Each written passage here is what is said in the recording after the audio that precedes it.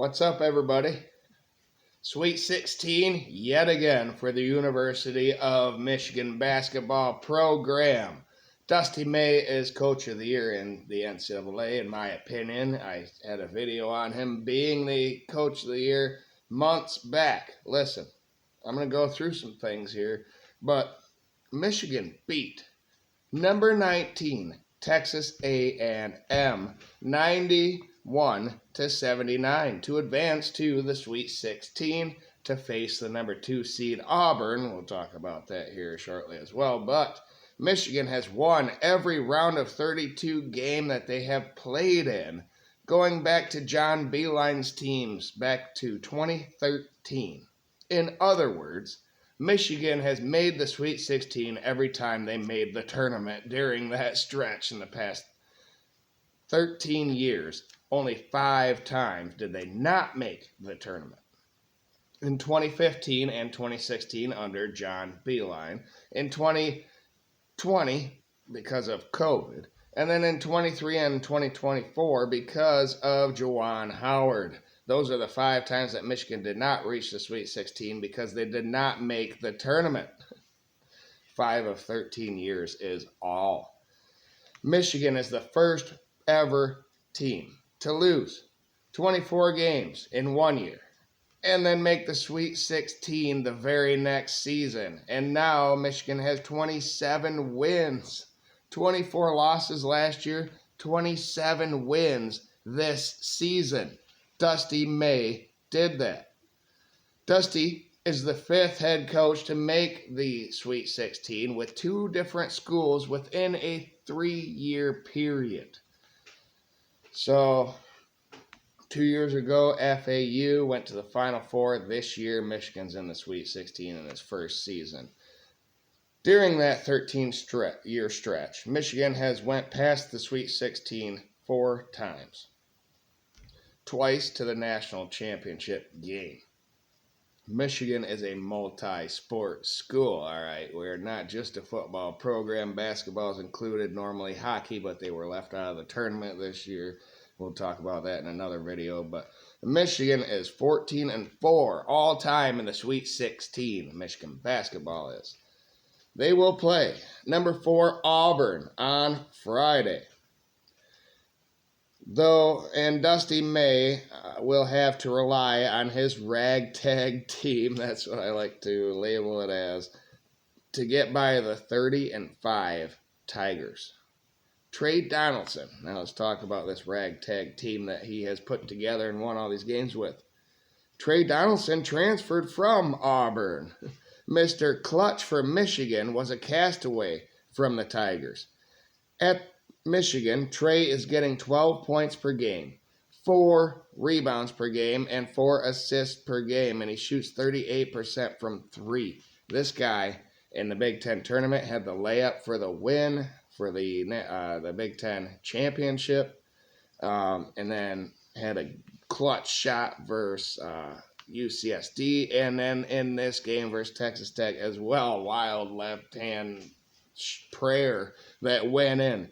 I forgot to tell you, the reason this video is being posted right now is because I had like 12 people over here watching the game. I got home from work Saturday just in time for the game. The driveway was full of cars. I'm like, oh, what's going on? Well, my folks decided to have a viewing of this game, and what a night it was. Man, we were all partying, hooting and hollering. We were all criticizing the play calling and why Michigan was down and all this and that. It was fun. But in the end, Michigan won, and then we played cards, and I won Horse Thief. So it was a great night all in all for Dependent Fanatic. But that's Trey Donaldson, man. When he decides, all right, I'm not going to turn it over and I need to help the team, he does. He does. Vlad Golden is a beast in the middle. And sometimes Michigan forgets that he is there offensively.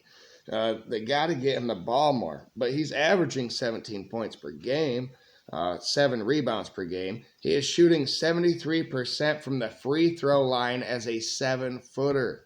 One of our best free throw shooters, so feed him.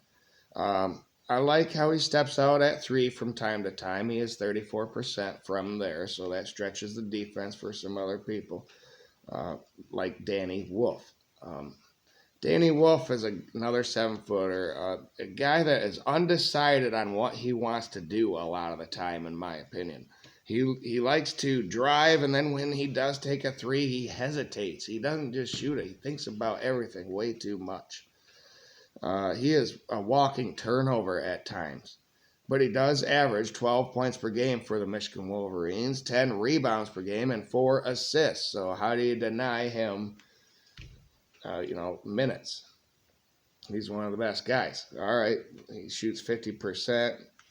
2, he and Golden do seem to work together pretty well. So you got to stick with that down the stretch, what's got you here. So now the guards. And then the bench, or what we're going to talk about here. Nimari Burnett is another guy. He needs to be more than a 3-point specialist. He is 40% from 3. Shoots very well from there.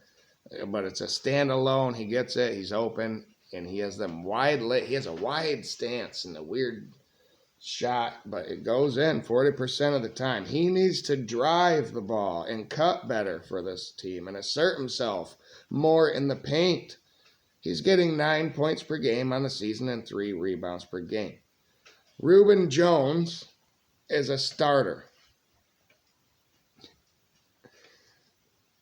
I don't know what to say about that other than Sam Walters and Justin Pippen are hurt. I think they probably would have progressed and taken over his minutes, but since they are out, Reuben Jones is a starter. He's averaging 4 points per game and 3 rebounds per game. He shoots 33% from the field.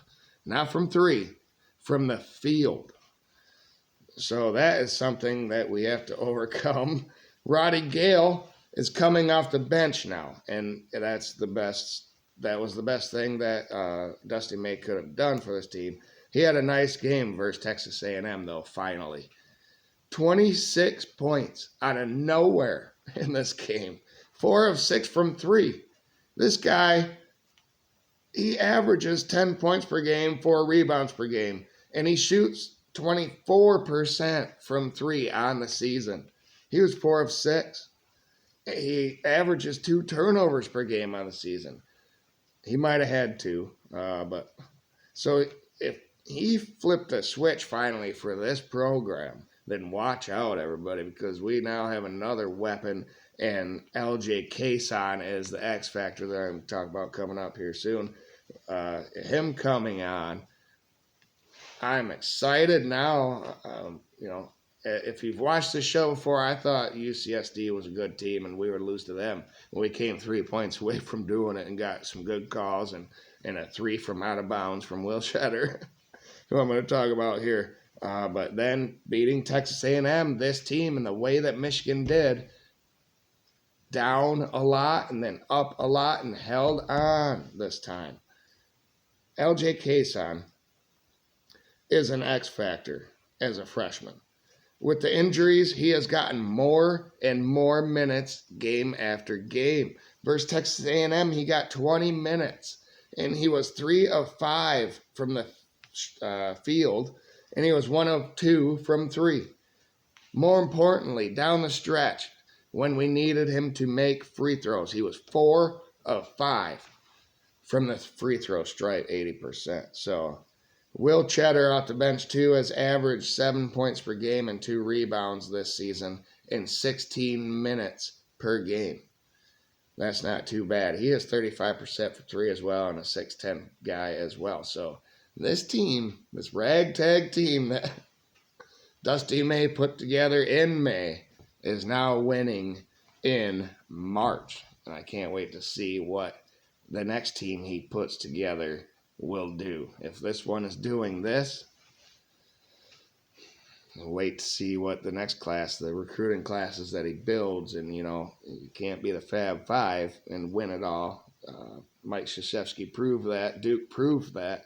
You have to have seniors on your team, people that are going to go pro right away. Well, so Dusty May has a little bit of time here. He's signed the extension, got us to the Sweet 16. I love it all. I love it all. I didn't expect this. Even after Michigan won the Big Ten tournament, I was like, too many turnovers. So, is this team capable of beating Auburn and making a run? In my opinion, yes. But they have to continue to cherish the basketball as far as turnovers and rebounds are concerned. Keep the ball and get the ball.